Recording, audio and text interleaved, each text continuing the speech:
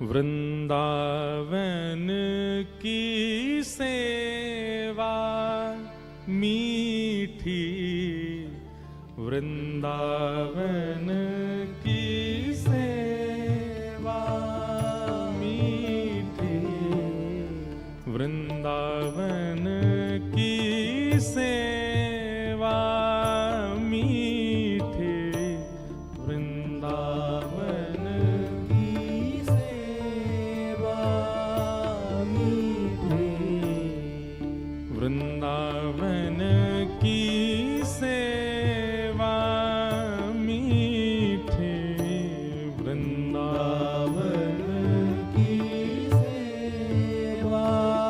श्री हरिराम व्यास जी उपदेश कर रहे हैं, बहुत ध्यान से सुनिएगा।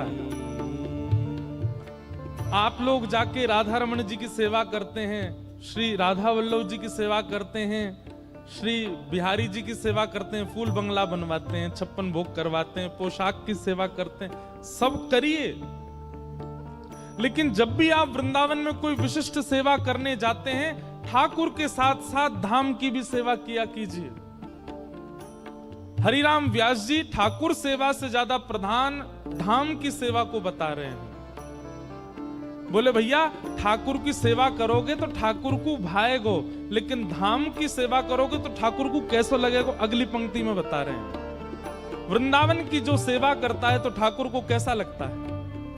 श्यामा श्याम ही नी की लागत, श्यामा श्याम ही नी की लागत, श्यामा श्याम ही नी की लागत, श्यामा श्याम ही नी की लागत। कैसा नी का? ज्यों बालक ही कलेवा, ओ ज्यों बालक ही कलेवा। जैसे बालक को, छोटा बालक होता है ना, उसको कोई भी वस्तु दे दो, सब वस्तुओं को मुंह में लेता है, सबको खाता है, उसको खाना बहुत प्रिय होता है, पेट भरा हो तो भी खाता है, छोटा सा बालक। जैसे नन्हे से बालक को कलेवा बहुत प्रिय है, भोजन बहुत प्रिय है, मिष्ठान बहुत प्रिय है, ऐसे ही श्यामा श्याम को वृंदावन की सेवा करने वाला बहुत प्रिय है। श्यामा श्याम ही नी की लागत, श्यामा श्याम ही नी की लागत। ज्यों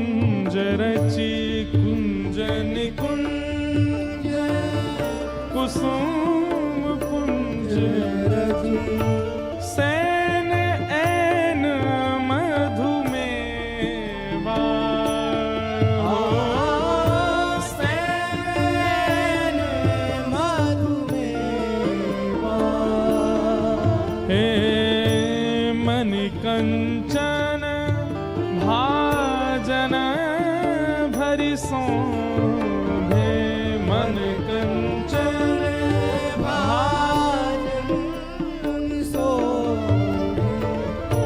अंग धूप को खेवा, अंग धूप को खेवा, मीठे वृंदावन की सेवा, मीठे वृंदावन की सेवा।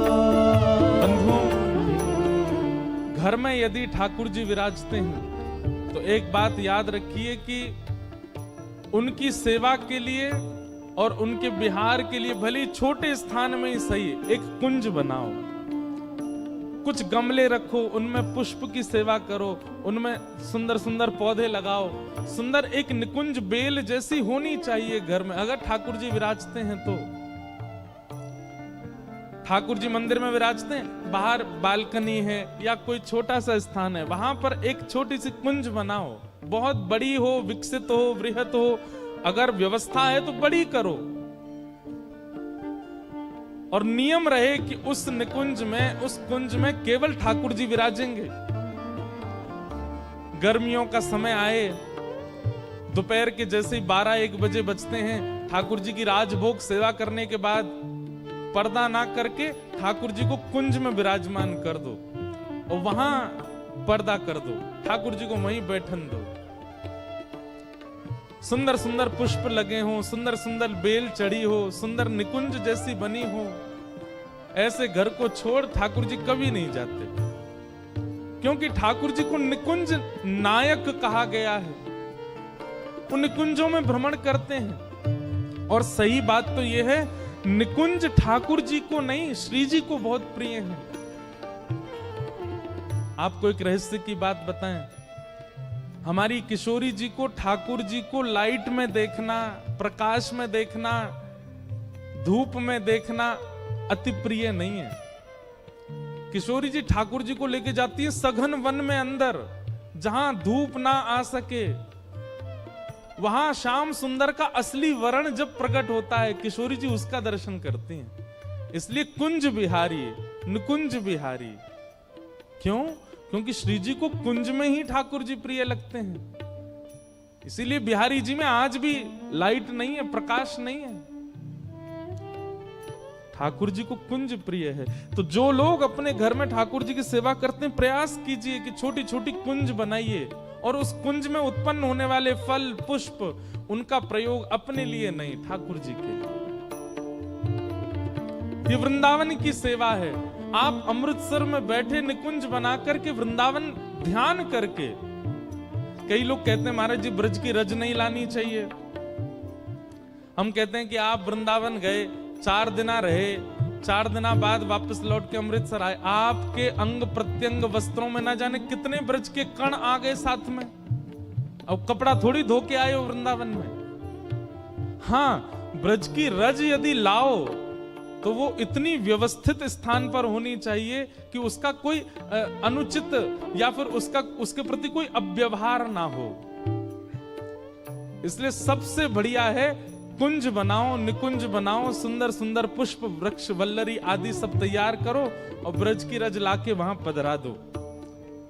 नित्य उन कुंज निकुंज और पुष्प वृक्षों की सेवा ही वृंदावन की सेवा है। यहीं बैठे बैठे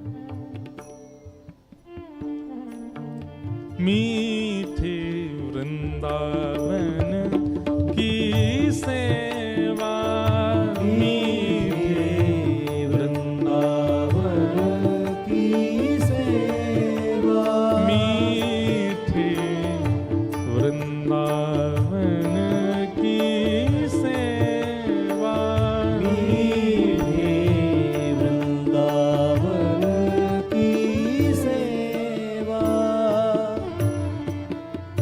बिहरत सदा दुल्हिन दुल्ह, बिहरत सदा दुल्हिन दुल्ह, बिहरत सदा दुल्हिन दुल्ह, बिहरत सदा दुल्हन दुल्हन।